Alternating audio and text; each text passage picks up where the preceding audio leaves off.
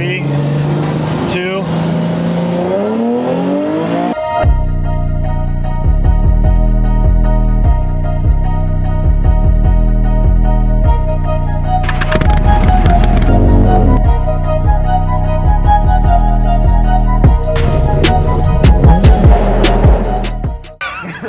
The age-old question, am I gonna buy a 400Z because I already have a blue 370?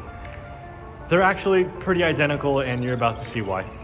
Now, I don't know if I've ever showed any of you 36, 34, 35, 37 subscribers on a roll now what my car actually looks like. So you're gonna see some B-roll in 3, 2, 1.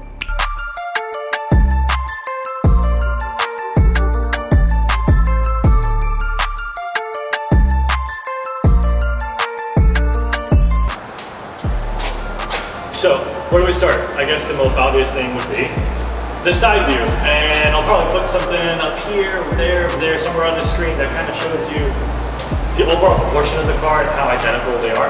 But if you come in a little closer,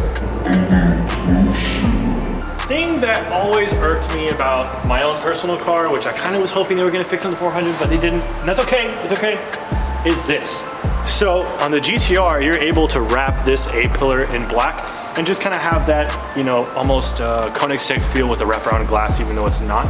But on the 370 and now the 400, you can't, because the hood cut line where it meets the A-pillar is this kind of weird L-shaped thingamabobber. So if you did that, you'd have to go to cross-section and the vinyl would look weird, or the paint, whatever you do.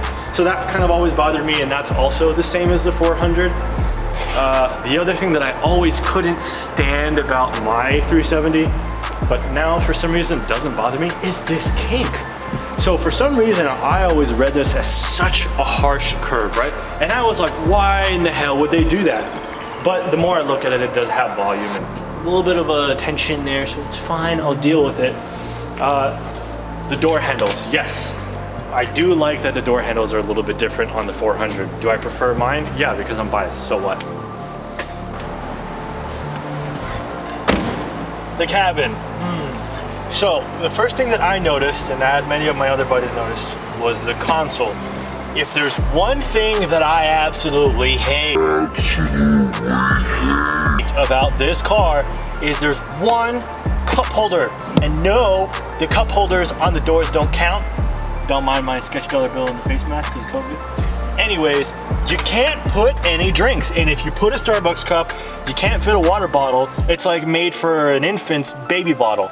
And that's what you get. So when you take a road trip, your passenger's gonna have to hold the cup the whole time. Second thing, the console is nearly identical. If you look at the cutout shape for the handbrake, the overall shape into which the IP runs into the console, they're the same. The shifter is the same. Well, okay, the shift knob is a little different, which I'll be switching to that, yes. This is identical. The center console here for storage is the same. The IP, okay, yes, they did some cleverness with stacking the AC vents, but it kind of feels like a staircase. Don't hate me. But one thing that really gave it away, and I'm sure most of you guys saw it because you're obviously all smart, is the vents on the IP. Now, I'll input an image of the 400Z IP and you'll be able to see the same thing.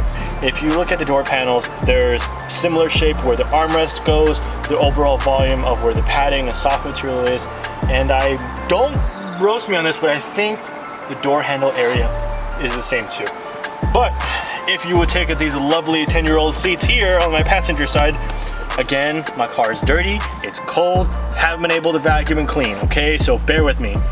The seats are almost the same, if not identical. It even has a perforation of suede or Alcantara or whatever this is. I'm gonna go with suede. But the only difference is that there's a double layer in the suede to give a colored effect underneath. The cluster. Okay, I love the cluster that I have now because, as you can see, God, this is gonna suck for me having to adjust. The whole cluster moves with the steering wheel.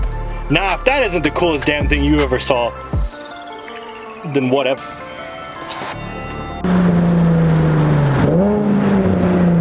Two.